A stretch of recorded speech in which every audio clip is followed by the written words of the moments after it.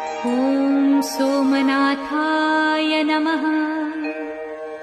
ॐ मल्लिकार्जुनाय नमः। ॐ महाकालेश्वराय नमः। ॐ ओंकारेश्वराय नमः। ॐ वैद्यनाथाय नमः।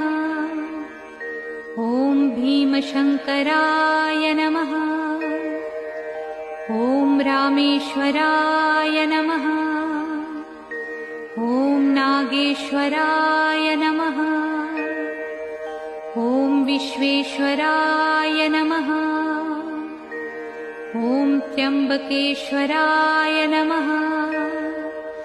ॐ केदारेश्वराय नमः।